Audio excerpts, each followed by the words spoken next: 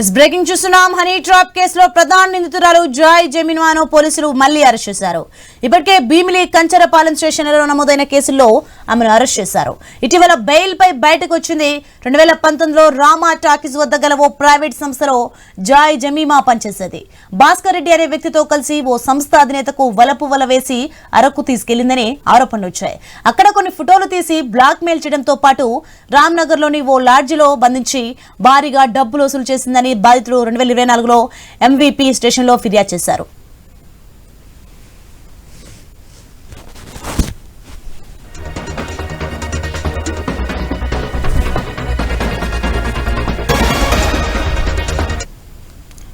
ఇక ఇప్పుడు ఈ కేసుకు సంబంధించి జమీమాను అరెస్ట్ చేసి రిమాండ్ కు తరలించామని ఎంవీపీ స్టేషన్ సీఐ మురళి తెలిపారు. బాధితులు ఇంకా ఎవరైనా ఉంటే ఫిర్యాదు చేయాలని, వారి వివరాలు గోప్యంగా ఉంచుతామని సిపి శంకబ్రత బాగ్చి తెలిపారు. త్వరలో కీలక నిందితుల చుట్టూ ఉచ్చు బిగించడానికి పోలీసులు సిద్ధమవుతున్నారని తెలుస్తోంది.